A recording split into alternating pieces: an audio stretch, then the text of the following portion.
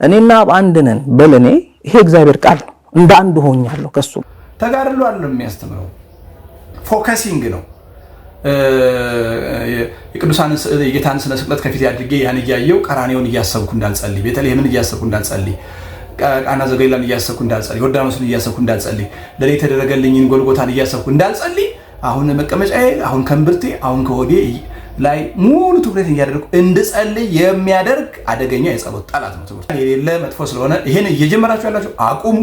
ልትጀምሩ ያሰባችሁ እንዳገቡበት። እግዚአብሔር ባላመነ ባልተጠመቀ ሰውነት አይደር። በዓለም መምላቱ እንዳለ ነው። እንወዳቸዋለን ወንድሞቻችን። እነሱን ለመቃወም ለማጋለጥ ለመንቀፍ አይደለም።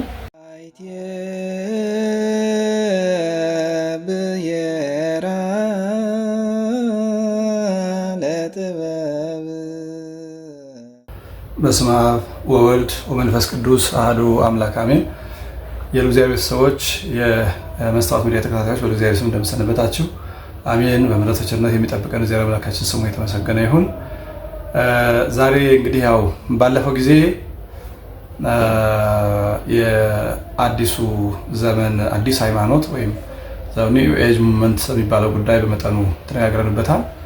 ከዛ ተቆርጠው የቀሩ ለትውልዱ እጅግ ስጋት የሚሆኑ በጣም ከባድ የሆኑ ከሃይማኖት አንጻር ያየናቸው እንደሆነ ከስህተትነት አልፎ ወደ ክደትነት የሚያድጉ በትዕግስት ለማለፍ የማይመቹ ነገሮች ስላሉ ባጭሩ አንድ ሁለት በጣም ጠንካራ ጉዳዮች ላይ እንደገና ተመልሻለሁ። ምክንያቱም ትውልዱን የሚያስቱባቸው መንገዶች ስለሆኑ እንዲሁ እንደገና ለማለፍ ስለተቸገርኩ ነው። እስኪ የጉዳዩን ክብደት እናንተ በአግባቡ እንድትረዱት ተመልካቾቻችን፣ መጀመሪያ አንድ ወንድማችን አርምሞ የሚል መጽሐፍ የጻፈው ዶክተር ኤልያስ ገብሩ እንግዲህ ይህን ጉዳይ ያስቡበት የሚሆን ሳያስቡበት ከሚያስተባብሩ ሰዎች አንዱ ነው። የሚለውን ሀሳብ እስኪ እንስማው። እንደው ዝም ብሎ ስም ማጥፋትም እንዳይመስል ምን ያህል ስህተት እንደሆነ በትክክል ለማስረዳት የሚመች ዘንድ መጀመሪያ የሱ ቪዲዮ እንስማውና ከዛ ነው ይቀጥላለሁ። ምትሏን ደግሞ ትንሽ ነክተዋታል። ቻክራም ቢሆን እኔ አሁን 7 ቻክራዎች አሉ ሲባል ሰው ትንሽ ውዝግብ ውስጥ ይገባል። ቃሉ ራሱ ቻክራ የሚለው ራሱ ከዛ የተወሰደ ስለሆነ ግን እኔ ማምነው እነዚህ መሰረቶች 7 መሰረቶች 7 ሰማያት 7 ቃላት እንግዲህ እንደሰማችሁት በእነሱ የሜዲቴሽን እና የዮጋ አክቲቪቲ ወይም አፈጻጸም ላይ አንድ ሰው እንደ እኛ የቅድስና ማዕረግ እንደምንለው ሰው እያደገባቸው የሚሄዱ 7 ቻክራዎች አሉ እና ቻክራ መጽሐፍ ቅዱሳዊ ነው፣ ክርስቲያናዊ አስተምሮ ነው ለማለት ነው። አሁን ሰውዬ እየተናገረ ያለው ኢትዮጵያዊ ነው ይላል፣ በመጽሐፍ ቅዱስ ላይም አለ ይላል። የቻክራ ሰባትነትን አሁን እንደሰማችሁት ከምን ጋር አገናኘው? ከ7ቱ ሰማያት ሰብ የሚለው ሰው 7 ግብር አለው ወይም ከ7 ነገር የተፈጠረ ነው ከሚለው ጋር ለማገናኘት ሞከረ። አሁን ይሄ ነገር የሚገናኘው ምንና ምን ነው? በሱ አባባል ቁጥሩ ብቻ ነው 7 የሚለው 7 ስለተባለ ብቻ 7 ነገር ያላቸውን ክፉና በጎ ልንመስላቸው አንችል። ከማርያም መግደላዊት 7 አጋንንት ታወጣላት ይላልና 7 የምትለውን ይዘን ወስደን ከ7 ከሆነ ነገር ልናገናኘው አንችል። አይሆንም እንደዛ። አሁን 7ቱ ሰማያት ዓለማተ ብርሃን ናቸው። በቅዱሳን መጻሕፍት የተጠቀሱ በስነ ፍጥረት በአክሲማሮስ የተጠቀሱ 7 ሰማያት አሉ። ከላይ የጀመረ እንደሆነ ጽርሐ አርያም፣ መንበረ መንግስት፣ ሰማይ ውዱድ፣ ኢየሩሳሌም ሰማያዊት፣ ከዛ በኋላ 3ቱ ዓለም ላይ ተራማ ኢዮር ኤረር እንዳሉት ናቸው። ከቻክራ ጋር ምን አገናኝ? 7 መሆናቸው ብቻ የግድ 7 የሆነው ሁሉ ለሆነ ነገር ሊሆን አይችልም። እንደው አንድ ቁጥር ሲገኝ ወስዶ ከሆነ ጋር ማገናኘት ተገቢ አይደለም። ሌላ ሰው ከ4ቱ ባህርያተ ሥጋ ከ3 ባህርያተ ነፍስ የተፈጠረ ነው። ይሄ የታወቀ ነገር ነው። ከመሬት ከውሃ ከእሳት ከነፋስ ከዛ በኋላ ደግሞ ነባቢት ለባዊት ሕያዊት ከሆነች ነፍስ የተፈጠረ ነው ሰው የሚባለው። ይሄ ግን ከቻክራ ጋር ምንም አያገናኘው። ምክንያቱም ይሄ የሰው ልጅ ከመሬት ከእሳት እና ከነፍስ ማባሎ ከተፈጠረች ነፍስ መፈጠሩን ያሳያል እንጂ ሩት ቻክራ፣ ሳክራል ቻክራ፣ ሶራል ቻክራ፣ ሀርተ ቻክራ፣ ትሮት፣ ሰርዳይ፣ ክራውን የሚሉት 7 ከዚህ ጋር አይገናኝም። ከሆነ አንድ የአካል ክፍል ጋር አይገናኝም። በእነሱ አባባል ቻክራ ማለት ፊዚካል ኤንድ ስፒሪቹዋል ፎከስ ኦፍ ፖይንት ነው። ፖይንት ኦፍ ፎከስ ነው። በእነሱ ሜዲቴት ሲያደርጉ መጀመሪያ ከሩት ቻክራ ይጀምራሉ። ይሄ ልክ የወጣኔ እንደምንለው እኛ ማለት ነው። ሩት ቻክራ ሰውየው ሩት ቻክራ እንግዲህ ከአከርካሪያችን መጨረሻ ከታች እንስሳት ጅራት የሚያፈቅሉበት፣ እኛ ደግሞ የአከርካሪያችን መጨረሻ ታች እሱ ነው ሩት የሚለውም ስር ስለሆነ ሩት ቻክራ ጀማሪ ሜዲቴተር ወይም ሜዲቴት የሚያደርግ ጀማሪ እሱን እያሰበ አይምሮውን እዛች ላይ አድርጎ ነው የሚሰራው። እንዲህ አይነት ትምህርት የለንም እኛ። ሁለተኛው ሳክራል ቻክራ የሚባለው ደግሞ እዚህ ከእምብርት ዝቅ ብሎ ያለ ነው። እንግዲህ ምናልባትም ወደ አባላዘርም ቀረብ ይላል። ከዛ ደግሞ ሁለተኛው ያን እያሰበ ፎከሱን እዛች አድርጎ ሲቀጥል ደግሞ ወደ ሶላር ቻክራ ምናምን እያለን እንደዚህ አስተምሮ የለንም እኛ። አስተምሮ የለንም። ግን ሰባት መሆናቸውን እንዴት አደረገ? ከሰባቱ ሰማያት ሰብ ከሚለው ከምናምን ጋር አገናኝቶ በቃ ሰባት መሆኑ መጽሐፍ ቅዱሳዊ ነው፣ ኢትዮጵያዊ ነው። ኧረ የለም፣ አይገናኝም። የለም፣ ነውር ነው። የሌለን ነገር ማገናኘት የለብንም። እኔም ዛሬ የመጣሁት እንወዳቸዋለን ወንድሞቻችን፣ እነሱን ለመቃወም ለማጋለጥ ለመንቀፍ አይደለም። ቤተክርስቲያን ትፈልጋቸዋለች፣ እግዚአብሔር ይፈልጋቸዋል። ቤተክርስቲያን እኛ እንፈልጋቸዋለን። እውነት መስሏቸው ባልሆነ ክደት ሲሄዱ ዝም ብሎ ማየቱ ለእኛም ስህተት ስለሆነ እንዲመለሱና እውነተኛውን ትምህርት ይዘው መንግስቱ እንዲወርሱ ሌላም ትውልድ እንዳያጠፉ ጥሪ ለማድረግ ነው አሁን የወጣሁት እንጂ ነገር ይሄን አጠፉ ምናምን ገደለው እንደሚባለው እንደ ሚዲያው ሆታ ሰዎችን አጋልጦ ለመስጠት ነው። ሰዎች የተማሩ ናቸው። እነ ዶክተር ኤልያስ በሳይካትሪስቱም በየትኛውም መንገድ በጤናው ዘርፍ በጣም ብዙ መንገድ የተማሩ ሰዎች ናቸው። ለሀገርም ቤተክርስቲያን ያስፈልጋሉ። ግን ደግሞ አሳቦ የመጣባቸው በዚሁ ታኮ የመጣባቸው ይሄ የቡድሂዝም እና የሂንዱይዝም እና የምዕራባውያን ሃይማኖት የለሽ መቅድም ክርስትና አስመስሎ ሳይያዛቸው እነሱም እንዲመለሱ ሌላም እንዳያጠፉ ለመምከር ነው። እና ይሄ በእኛ ቤተክርስቲያን ሰባት የሚለው ነገር ከምንም ጋር አይገናኝም። ሰብ የሚለውም ሌላ ጉዳይ ነው። የሆነ አከርካሪን ወይ ምናምን አይደለም። የተፈጠረበትን አራቱን ባህሪያትና ሶስቱን ባህሪያት ነው የሚመለከት። ሰባቱ ሰማያትም ከዚህ ጋር አይገናኝም እና ምኑን ከምን እንዳገናኘው እኔ አይገባኝም። እስኪ የሚቀጥለው ሚሊዮን እንስማው። ሄደው እስቲ ያውቁታል ብዬ አስባለሁ ይሄን ቃልና ዘፍጥረት 3:22 ላይ ምን ይላል? እግዚአብሔር አምላክም አለ እነሆ አዳም መልካምንና ክፉን ለማወቅ ከኛ እንደ አንዱ ሆነ ነው የሚለው። አሁን እኔና አንድ ነን በለኔ ይሄ እግዚአብሔር ቃል ነው። እንደ አንድ ሆኛለሁ ከሱ ጋር አንድ ነኝ። እግዚአብሔር ተዋህዶ ማለት መዋሃድ ነው። የሱን ነገር መልበስ ነው። ቤተ መቅደሱ ይሄ ነው። ዙፋኑ እዚህ ነው።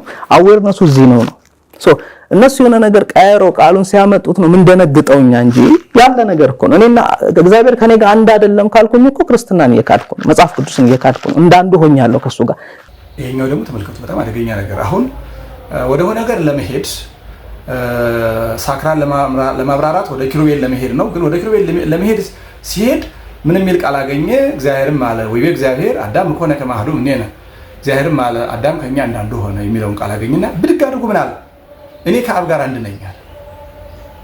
እኔና አብ አንድ ነን ብል እኔ አሁን አልተሳሳትኩም ማለት። አሁን ይሄ አምላክ ነኝ መለኮት ነኝ ማለት ነው በግልጽ ቋንቋ። አሁን ለሰው አይ በቃ ሰው እግዚአብሔር ቤተ መቅደስ ነው እንጂ ሰው እግዚአብሔር አይደለም። ሰው ቤተ መቅደስ ማደሪያ ነው፣ እግዚአብሔር ሀዳሪ ነው። ሰው እግዚአብሔር አይደለም፣ ሰው መለኮት አይደለም። እዚህ ላይ በደንብ አንድ ነገር ማስተዋል ያለብን፣ ለምሳሌ ወልድ እኔና አብ አንድ ነን ሲል ማለት ነው በባህሪ አንድ ናቸው፣ መለኮት አንድ ናቸው፣ በአገዛዙ ስልጣን አንድ ናቸው፣ በአምላክነት አንድ ናቸው። ስለዚህ የወልድና የአብ አንድነትና እኛ ከእግዚአብሔር ጋር አንድ ነን ስንል ከፍተኛ የሰማይና ምድር ልዩነት አለ። እኛ በክርስቶስ አንድ አካል ነን ስንል ሱታፌ ነው፣ ከክብሩ አሳትፎን ነው እንጂ የእሱን ባህሪ አድርገን አይደለም፣ የእሱን አካል አድርገን አይደለም። አድሮብን ክብሩን ሰጥቶን ልጆቹ አድርጎን ነው። ልጅነታችን የጸጋ ነው እንጂ የባህሪ አይደለም። የባህሪ ቢሆን አካል ዘማካል ባህሪ ዘምባህሪ እንደተወለደው እንደወልድ ከአብ ጋር አንድ ነን፣ አዎ ትክክል ይባል ነበር። ግን እንደሱ አይደለም። የኛና የሱ ሰማይና መሬት የጸጋና የባህሪ ስለሆነ አንድ ኃጢአተኛ ሰው ኃጢአት ሲሰራ ጸጋ እግዚአብሔር ይለየዋል። እንደ እሳትና እንደ ብረት ነው። ሙቀትና እሳትና ብረት ለብዙ ነገር ምሳሌ ቢሆንም አሁን ብረቱ ወደ እሳት ሲገባ ነደ እሳት ይመስላል፣ ያቃጥላል። ውሃ ሲነካው ግን ይለየዋል። ቁረታ ኃጢአት ሲያገኘው ሰው ጸጋ እግዚአብሔር ይለየዋል። እኛ አካሎቹ አይደለም፣ አካላት እግዚአብሔር ሳይሆን የእግዚአብሔር ማደሪያዎች መቅደሶች ነን። ስለዚህ ወልድ እኔና አብ አንድ ነን ሲልና እኛ እንደዛ ስንል በጣም የተለያየ። እኛ ልንል አንችል። እኔና አብ አንድ ነን፣ አነ ወአብ አሐዱ ነን ማለት የሚችለው አንድያ ልጁ ብቻ እና መንፈስ ቅዱስ እኛ ግን የእግዚአብሔር ልጆች አግብተ እግዚአብሔር ባሪያዎች ማደሪያዎቹ ልጆቹ ነን፣ ቤተ መቅደሶቹ ነን። ቤተ መቅደሱና ሊቀ ካህናቱ አንድ አይደለም። ቤተ መቅደሱ እንዴት ሆና እንዲሆናል እና እንደ ዋዛ ቀስ ብሎ ሄዶ እኔ መለኮት ነኝ ወደ ማለት ገባ። አሁን ይህን ወንድሜን እንዲህ ሲል ዝም ብዬ ባየው ጥፋቱ የኔ ነው፣ በጎ መስሎት ነውና። ስለዚህ የአብና ወልድ አንድ የሚሆንበትና እኛ ከእግዚአብሔር ጋር እንድንሆንበት በጣም የተለያየ ነው። የእግዚአብሔር ማደሪያዎች በጎ ብንሰራ በስሙ አምነን ስለ ወንድሙ እየተቀበል ንስሐ እየገባን ከኃጢአት ርቀን ብንኖር የጸጋ ማደሪያዎቹን እንኖራለን፣ ቤተ መቅደሶቹ ነን። ኃጢአት ብንሰራ ግን ብርሃኑ ከኛ ይጠፋል። ስለዚህ እኛ አይደለንም እግዚአብሔሮቹ። አሁን ተዋህዶን ነው በዚህ መንገድ ለማብራራት የሞከረው። ነገር ግን ተዋህዶ ከዚህ ጋር አይገናኝም። የተዋህደኝ እኔን አይደለም፣ የተዋህደን ሁላችንም አይደለም። የተዋህዳ ድንግል ማርያም አይደለም። ከድንግል ማርያም የነሳውን ስጋና ነፍስ ነው የተዋህደ። ስለዚህ በድንግል ማርያም በኩል የአዳም ልጅ በመሆን ዘመዳችን ሆኗል እንጂ ከድንግል ማርያም የነሳውን ስጋና ነፍስ ስለተዋህደ የኔንም አካል ተዋህዶታል። እኔ ራሴ አካላዊ ቃል ነኝ፣ ስጋው ቃል ነኝ፣ ክርስቶስ ነኝ አይባልም። እኔ ወልድ ነኝ አይባልም። አሁን የወንድማችን ወደዛ ነገር ነው ያደገበት እና እኛ ሱታፌ አምላክ አለን ከክብሩ አሳትፎን የጸጋ ሰጥቶን በሃይማኖት ጸንተን ምግባር እየሰራን ብንኖር ሳትፎት እግዚአብሔር አለን። የእግዚአብሔር ማደሪያዎች ነው። ክርስቶፎሮስ እንሆናለን። ማህደረ እግዚአብሔር ጸዋርያነ ክርስቶስ ማለት ነው። ለባስያነ ክርስቶስ ነው የሚባሉት ወዳጆቹ እንጂ ወዳጆቹ ክርስቶስ ናቸው አይባልም። ስለዚህ እኔና አብ አንድ ነን ማለት የሚችለው ወልድ ብቻ ነውና መንፈስ ቅዱስ ናቸው እንጂ ብድግ ብዬ እኔም ክርስቲያን ስለሆንኩ እግዚአብሔር ማደሪያ ስለሆንኩ ወይም ደግሞ ሰው ሆኜ ስለተፈጠርኩ እኔም አብ አንድ ነን የሚለው ወዴት ነው የሚያደርሰን? ሰው ራሱ እግዚአብሔር ነው ወደሚል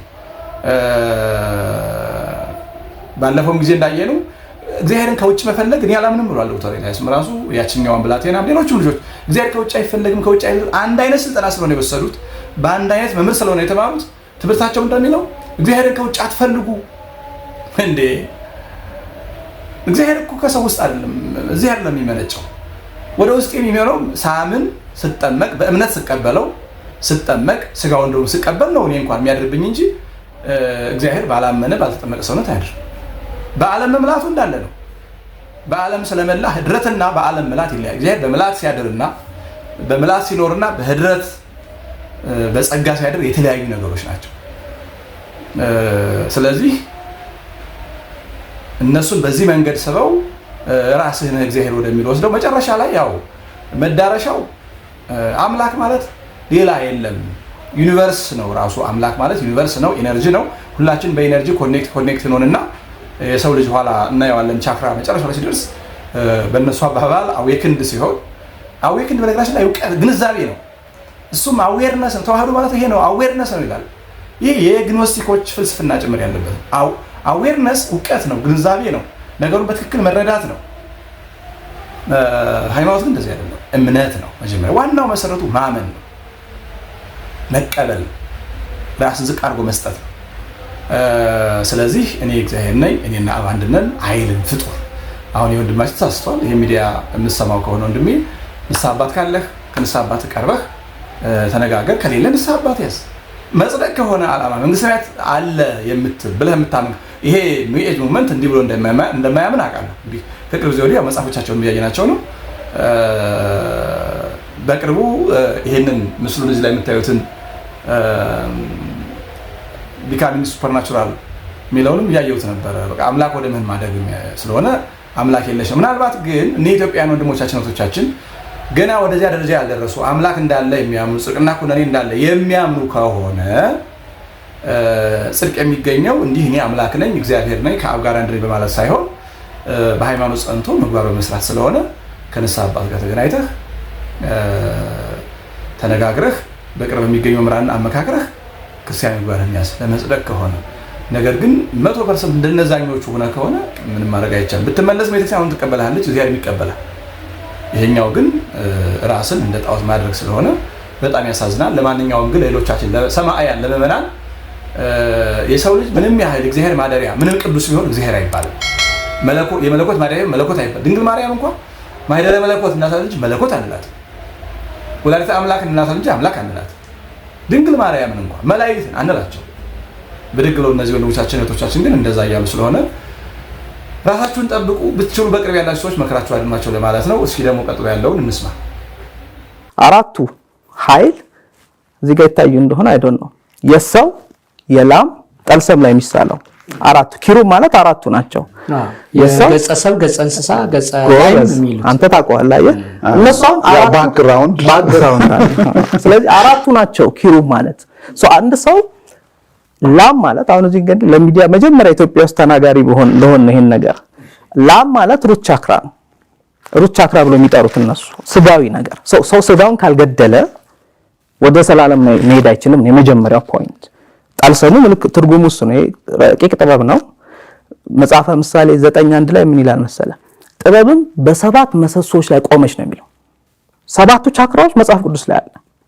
ሰባት ምሰሶ ተመልከቱ። ሌላው ስህተት አሁንም ቅድም ሰባት ሰማያትን ጠቀሰ፣ ሰብ የሚለውን ጠቀሰ። ከዛ በኋላ ወደ ምን መጣ ደግሞ ሰባቱን ቻክራ ከኪሩቤል ጋር ለማመሳሰል ሞከረ። ያው ይሄንን መጽሐፉ የራሱ መጽሐፍ ነው እንዳያችሁት። እንግዲህ ምናልባት እሱ የስዕል ጥበብ ስላለው በዛ መንገድ ተረድቶት ይሆናል። አይገባኝም ምኑ ላይ እንደሆነ። አሁን እዚህ ነገሮች የተለያዩ አራት ምናምን ብሎ ንስር ምናምን እዚህ አካባቢ ያሉት ነገሮች ይመስሉኛል የአራቱ ኪሩቤል ምሳሌ እንደሆነ እየገለጸ ነው ያለው። ከዛ በኋላ ምን አለ? ሰባቱ ቻክራ የሰባቱ አዕማድ ምሳሌ ነው ብሎ ማንን ጠቀሰ? መጽሐፍ ምሳሌ ምዕራፍ 9። መጽሐፍ ምሳሌ ምዕራፍ 9 ምንድን ነው የሚለው? ጥበብ ሐነጸት ቤተ ወአቀመት ላቲ ሰባተ አዕማድ ወጠብሐት ዘዚአሃ ጥብሃ ይላል። ጥበብ ቤቷን ሰራች፣ ሰባት ምሰሶዎቹንም አቆመች፣ ከዚያ በኋላ የራሷን ፍሪዳ አረደች፣ ደገሰች፣ ኑ ብሉ ጠጡ አለች ይላል። ሰባት አዕማድ በየትኛው በእነማን ትርጓሜ፣ በየትኛው ሊቅ ትርጓሜ፣ በየትኛው የቤተክርስቲያን አስተምሮ ነው ሰባት ቻክራ የሆነው? ይህንን እንግዲህ በርካታ ሊቃውንት በተለያየ መንገድ ተርጉመውታል። ከጥንት ጀምሮ ሲተረጎም ኖሯል። በእኛም በኢትዮጵያ የመጽሐፈ ሰሎሞን ወሲራክ አንድ ተርጓሚ ያለ ማንኛውም ሰው ገዝቶ ማንበብ ይችላል። ገበያ ላይ ያለ በተለያየ መንገድ ይተረጎማል። ሰባቱ የሚለው ሰባት ሰው ሲፈጠር ቅድም ያልናቸው ሰባቱ ባህሪያት ኑሮት ተፈጠረ። ከዛ በኋላ ሰባት በተለያየ መንገድ ሰባቱ ሀብታት ለዳዊት የተሰጠው በመጽሐፈ ኢሳይያስ ላይ የተቀመጠው ኢሳይያስ ምዕራፍ 11 ቁጥር 1 ላይ ያለው ሰባቱ ሀብታት እንደዚህ ተብለው ይገለጻሉ እንጂ አንድም ቦታ ላይ በኢሳይያስም ትርጓሜ ሆነ በሌሎቹ መጽሐፍ ትርጓሜ በምሳሌም ትርጓሜ ላይ ሰባት ቻክራ የሚል አስተምሮ የለም። አሁን የኛ ሰው ከመምህራን እግር ስር ቁጭ ብሎ መጽሐፍ ቅዱስን ስላልተማረ ይሄን ሲገልጽ እንዲህ እነዚህ መምህራኑ ካህናቱ ደብቀውን እስከዛሬ ሳይነግሩን ዶክተር ኤልያስ ነገረ ሊል ሁሉ ይችላል። እሱ ራሱ እንደሰማችሁት እኔ በኢትዮጵያ መጀመሪያው ተናጋሪ ሊሆን ነው አይዶን ነው። ምናልባት ይሄንን የቻክራ ቅደም ተከተል ሚዲያ አላወጡት ከሆነ ደብቀውት ከሆነ ለዛ የመጀመሪያው ሊሆን ይችላል። ቤተክርስቲያን ግን ስለሌለ መጀመሪያውን ወደፊትም አይኖርም እንደው ብሎ ይቀራል እንጂ እንዲህ የሚል ትምህርት የላትም ቤተክርስቲያን። ሰባቱ አዕማድ የሰባቱ ቻክራ የሚል የላትም። ሲጀመር ይሄ የአካል ክፍል የሚባል ቻክራ የለም። ቅድም እንዳልኩት ፖይንት ኦፍ ፎከስ ነው። በእነሱ ሲጸልዩ ልቤን እያዳመጥኩ ዝች ጋር ሆኜ ልቤን ብቻ እየሰማሁ እዚህ ጋር ሲሆን ደግሞ ማይረግ አላቸው። ልክ እንደ ቅድስና ኋላ መለስበታለሁ። ማደጊያ ነው። ከሩት ቻክራ ጀምሮ እስከ ክራውን ቻክራ ልክኛ 10 ማይረጋት እንደምንለው ማደጊያ ነውና ግን እነሱ ያድጉ ምንድነው የሆነ የአካል ክፍል ላይ ፎከስ ሆናል። እንደዚህ የሚል ትምህርት በቤተክርስቲያን በመጽሐፍ ቅዱስ የለም። በቃ አንድ የሆነ ነገር ላይ ትኩር አድርጎ ምናምን የሚባል ነገር የለም። ይሄ የኒው ኤጅ የሂንዱ ትምህርት ነው። ኒው ኤጆች ሂንዱን ተጠቅመውታል። ከዛ በኋላ ወስደው ወደ ሃይማኖት አልባነት ያ ሂንዱይዝም እስካሁንም በሆነው በዮጋ እንትናቸውም በብዙ መንገድ እንደሰማኑ ያንን አይናቸውን ጨፍነው ምናምን በሚያደርጉ ጊዜ የሰይጣን መድረክ እየሆኑ እንደሆነ ይታወቃል። አሁን ደግሞ ይሄኛው ወደ ሃይማኖት አልባነትና ምናልባትም ያው አንድ ሰው ሰይጣን ካደረበት ምን የሰይጣኒዝም እንግዲህ ሁሉን ነገር ሰይጣኒዝምና 66 ብለን አንዘልቀውም እንጂ ሄዶ ወደዛ እየሄደ ነው። መቼም ሰው አንድ ሰው ራሱን አምላክ ነኝ ካለ ጣዖት አምልኮ ራስን አምላክ ወደ ማድረግ የሚወስድ አደገኛ መንገድ ነውና ከዛ መካከል አንዱ የጠቀሱት ሰምታችኋል። እንግዲህ እኔ የመጀመሪያው መሆኔ ነው። ሰባት መጽሐፍ ቅዱሳዊ ነው። ሰባቱ ቻክራ ሰባት መጽሐፎች ናቸው። ጥበብ ቤቷን ሰራ፣ ሰባት አዕማድ አቆመች አለ እንጂ የሰው ቻክራ ሩት ቻክራ የሚባል ትርጓሜ የለም። እያንዳንዱ ምዕመን ገዝቶ መንበብ ይችላል። መጽሐፈ ሰሎሞን ሲራክ ምዕራፍ 9 ቁጥር 1 እነዚህ ሰዎች ከሚሉት ጋር ምንም አይነት ግንኙነት የለውም። እስኪ እንስማ። ሰብን አላጠኑም እንደኔ። ሰባቱ ምሰሶዎች ማለት ሰባቱ የሰው ልጅ ደረጃዎች ናቸው። ተመልከቱ፣ ሰባቱ ምሰሶዎች የተባለው አለ ሰባቱ የሰው ልጅ ደረጃዎች ናቸው። የምን ደረጃ አይልም። የኛ ትርጓሜ የመጽሐፍ ቅዱስ ትርጓሜ የነ ዮሐንስ አፈወርቅ የነ ቅዱስ ቄርሎስ የነ ቅዱስ ኤፍሬም የማንኛውም ሊቅ ትርጓሜ ሰባቱ አይማድ የመጽሐፍ ምሳሌ ላይ ያሉ ሰባቱ አይማድ ሰባት ማዕረግ የሚባል የለም በእኛ። ማዕረጉም የሆነ አጥንት ላይ የሆነ ቆዳ ላይ የተጣበቀ አይደለም። ማዕረጋቱ የብቃት ደረጃዎች ናቸው። ወጣኒነት፣ ፍጹምነት፣ ማዕከላዊነት ተብሎ በሶስት ይከፈላሉ። ንጽሐ ሥጋ፣ ንጽሐ ነፍስ፣ ንጽሐ ልቡና። በንጽሐ ሥጋ ውስጥ እንግዲህ ጽማዌ፣ ልባዌ፣ ጣዕመ ዝማሬ የሚባሉት ማዕረጋት ናቸው። እነዚህ ደረጃዎች እነዚህ ናቸው። ከዛ በኋላ እያደገ እስከ ነጽሮተ ስሉስ ቅዱስ ይደርሳል አንድ ሰው። ያ ግን የሆነ ቻክራ ከሚለው አንድ ልቤን እያዳመጥኩ የደም ፍሰቴን እያዳመጥኩ አይደለም። በተዘክሮተ እግዚአብሔር ኃጢአቴን እያሰብኩ እየጸለይኩ እያለቀሱ እያዘንኩ እነሱ እንደውም ያቺ ሕፃኗ ላይ ስትናገር ሰምታችኋት እንደሆነ ገልት በጣም ገልት ትላለች ደጋግማ። ሸም ገልት ምንድነው? ጸጸት፣ የኃጢአተኝነት ስሜት መጥፎ ነው። ይህ እንግዲህ ሰው ንስሐ እንዳይገባ ያደርጋል። ከዛ ውጭ በሆነ መንገድ ይልቅስ የደምን ፍሎ ማዳመጥ፣ አከርካሪን ማዳመጥ፣ ሆድን ማዳመጥ፣ ልብን ማዳመጥ፣ ጉሮሮን ማዳመጥ፣ ግንባርን ማዳመጥ፣ ጭንቅላትን ማዳመጥ ወይም እዛ ያንን ፎከስ አድርገን አይምሯችን ስብስብ አድርገን ክራውን ቻክራ ላይ የደረሰው ብቻ የሚያስበው እንደዚህ የሚል ትምህርት የላትም። ግን ደፍሮ መጽሐፍ ቅዱሳዊ ነው። ሰባቱ አይማድ የሰባቱ የሰው ልጅ ደረጃዎች ናቸው። የትኛው ደረጃ? የሩት ቻክራ የሳክራል ቻክራ ምናምን የለም። ምናልባት የክህነት ማዕረጋት አሉ። ሰባት የሚባሉ ማዕረጋት ከጵጵስና ጀምሮ እስከ ታችኛው ሲቆጠር ያውም ከፍ ዝቅ ይላል። የክህነት ማዕረጋት 3 ይሆናል። ቄስ፣ ዲያቆን፣ ጳጳስ። ከዛ ደግሞ በጵጵስና ውስጥ ሊቀ ጳጳስ፣ ጳጳስ፣ ኤጲስቆጶስ፣ ንፍቅ ዲያቆን፣ ዲያቆን እየተባለ ሲከፈል ደግሞ ወደ 7 ያድጋል። በክህነት የሰው ልጅ ማዕረግ የሚባል 7 ማዕረግ የሚባል የለም በአስተምሯችን። የሰው ልጅ ደረጃዎች የሚባል በብቃት ደረጃ ከሆነ 10 ናቸው።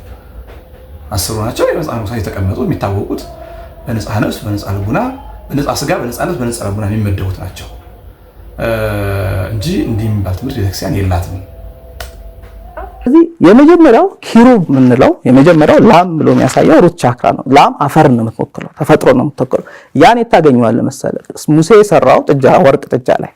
ይሄ ታሪክ በክርስቲያኒቲም አለ። ሙሴ ያስተማራቸው ስለ ላም ነው። እነሱ ልክ ሲሄዱ ሙሴ አይደለም የሰራው፣ ሶሪ የሙሴ ተከታዮች የሰሩት ለመስገድ ጥጃ አድርገው ማለት ነው።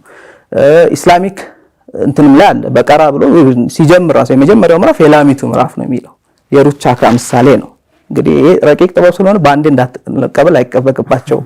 ሁለተኛ ላይ የሰው ጥበብ አለ፣ የውሃ ጥበብ። ያ አፈር ጥበብ ነው። የውሃ ጥበብ ማለት ሳክራል ቻክራ ማለት ነው። ኪሩብ ሳክራል ቻክራ የምንለው ውሃ ማለት ሰው ነው። ሰው ጣዖት የሚሆንብህ አንዱ ሰው ነው። ቤተሰብ ጣዖት ይሆንብሃል። ገባ? የምትወዳት ልጅ ጣዖት ሆነ፣ ልጅ ጣዖት ይሆንብሃል።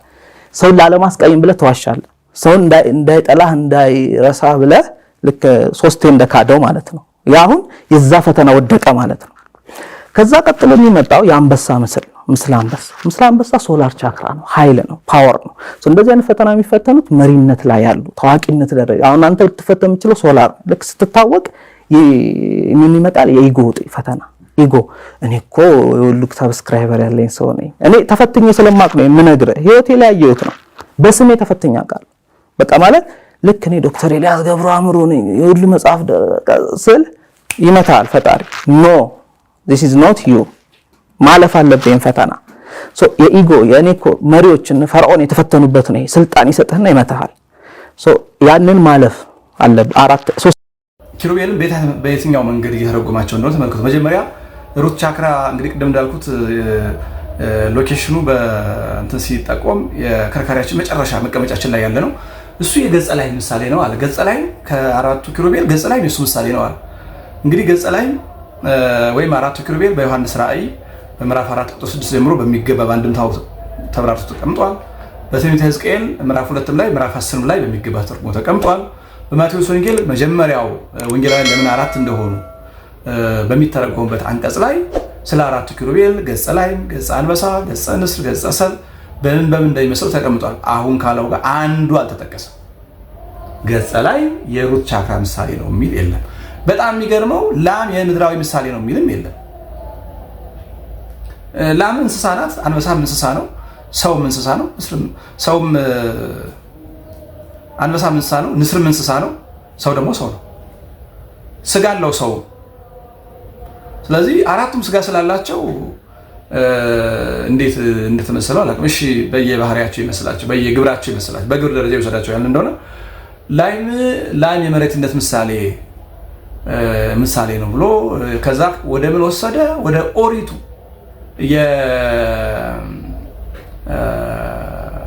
የእስራኤል ሕዝብ በላም አምሳል ጣዖት አቁመው ስለነበረ ምን ነው የሚያገናኘው? እና ቻክራ ነው ይሄ? አዎ እስራኤል አምልኮተ ላም የሚመስል ከወርቅ የተሰራ ምስል፣ የጥጃ ምስል ሰርተው ነበረ። ሙሴ ሰባብሮታል። ከየት አገናኝቶ ከምን አመጥቶ ከሰው ጋር አገናኘው? ከሩት ቻክራ ጋር። ሩት ቻክራ ብሎ የሚባል እዛ ጋር ምንም የትም ቦታ ተርጉሞ ያውቃል። ሁለተኛው ገጸ ብእሲን በምን መሰለው አለ? ሳክራል ቻክራ የሚለው ከእምብርት ዝቅ ብሎ ያለ ቦታ እና የውሃ ነው አለ። ደግሞ ይሄ ሰው ውሃ ብቻ አይደለም። አይ ዶንት ኖ እንዴት እንደሚተረጉሙት። ሰው ውሃ ብቻ አይደለም። በዚህ ሰዓት ሰው ይፈትንሃል አለ። ለመጀመሪያው እንስሳ ይፈትንሃል አለ። ከዛ ሰው ይፈትንሃል። ዘመድ፣ ጓደኛ፣ ሚስት፣ ልጅ ምናምን በሰው ትፈተናለህ። ያን ድል መንሳት አለብህ። ምንድን ነው ድል የሚነሳው? አሁን እነዚህ የሚቀባቡት ይህን ድል መንሳት የሚባለው ሰሚ ለሰሚ ጆሮ እንዲጥም ነው እንጂ ዋና ዓላማው ኪሩቤልንም ያንን ጠቃቅሶ ሰውን ወደ ዮጋና ሜዲቴሽን መውሰድ ነው። ዮጋና ሜዲቴሽን ዋና ዓላማው የሆነ ቦታ ትኩረት እያደረገ እግዚአብሔርን ከማሰብ ተዘክሮተ መስቀሉን ከማሰብ ለእኛ ያደረገውን ነገር ምናምን እሱን ከማሰብ ወጥቶ መጀመሪያ መቀመጫ አካባቢ ከዛ ወደ እምብርቴ እያሰብኩ ከዛ ሆዴ ላይ ልቤ ላይ ጉሮሮ ላይ እያሰብኩ ከተዘክሮተ እግዚአብሔር እንደወጣ ማድረግ ነው ሂደቱ ይሄ። ነገር ግን ክርስቲያናዊ እንዲመስል ምን ያደርገዋል? ሩት ቻክራ ስጋዊነትን ምናምን ምድራዊነትን ድል መንሳት። ከዛ ደግሞ ሳክራል ቻክራ ደግሞ ሰው ነው። ሰው በውሃ ይመሰላል አለ። ሰው በውሃ ይመሰላል ሰምቼ አላውቅም።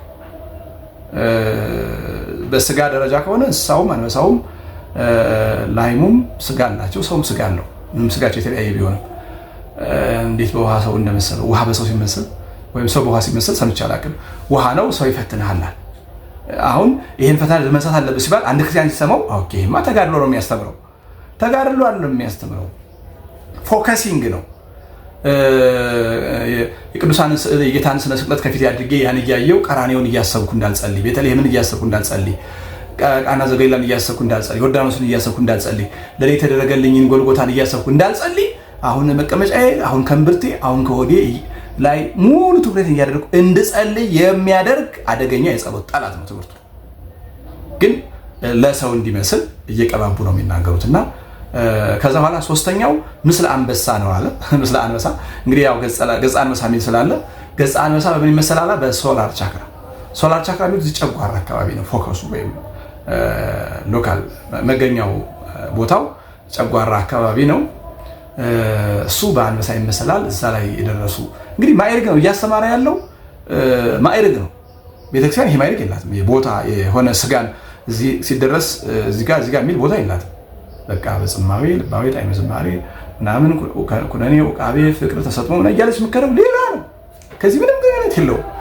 መጽሐፍ ለማስመሰል ቢሞክርም ማለት ነው። እና ይሄኛው አንበሳ ነው አለ። ትዕቢት ይፈትናል። በዚህ ሰዓት እኔ ራሴ ተፈትኛለሁ በህይወቴ ያለፍኩበትን ነው ብሎ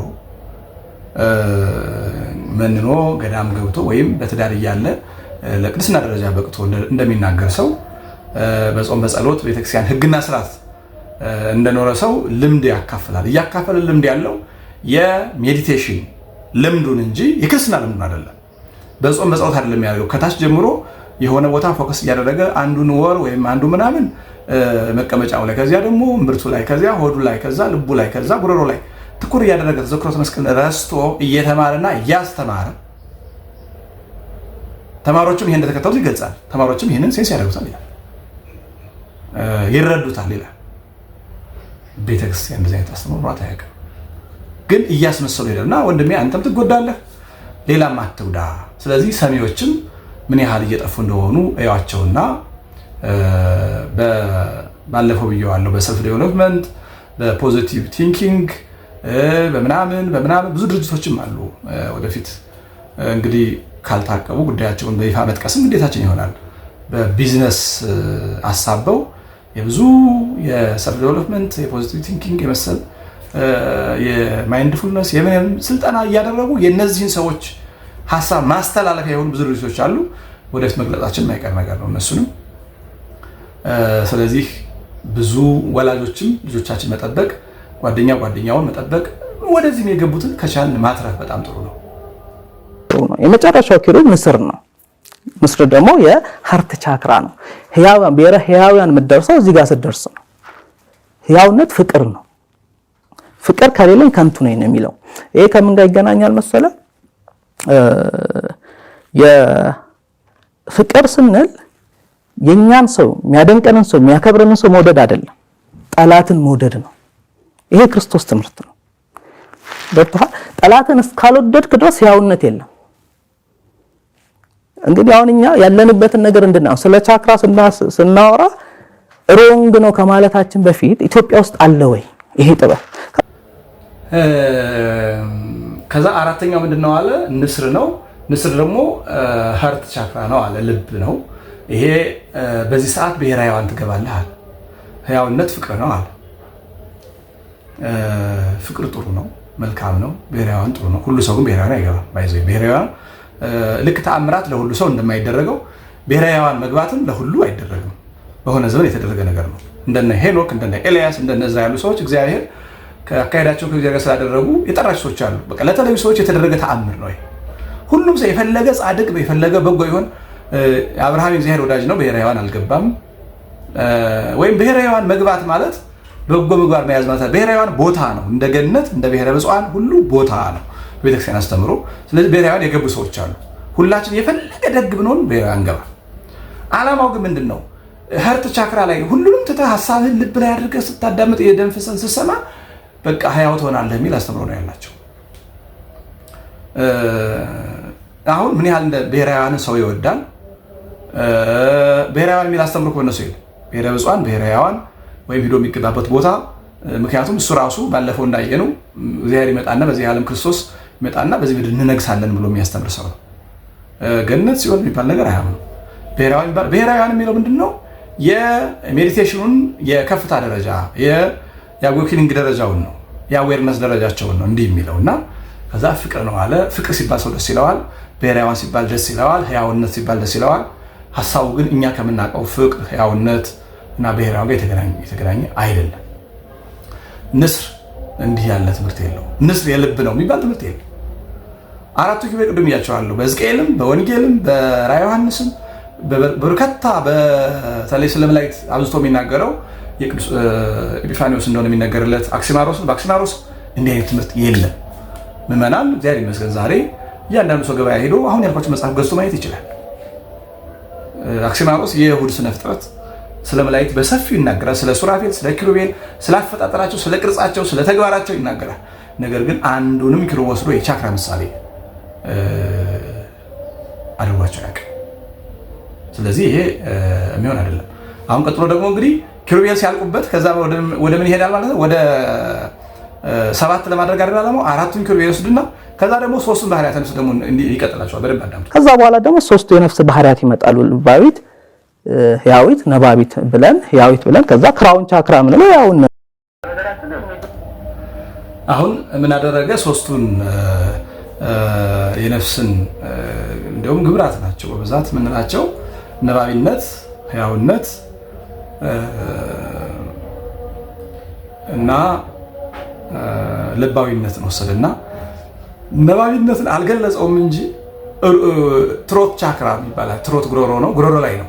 እዚህ የደረሰ ሰው ማይረቡ እዚህ የደረሰ ሰው ሀሳቡ ሁሉ ጉሮሮ ላይ ብቻ ነው የሚሆነው።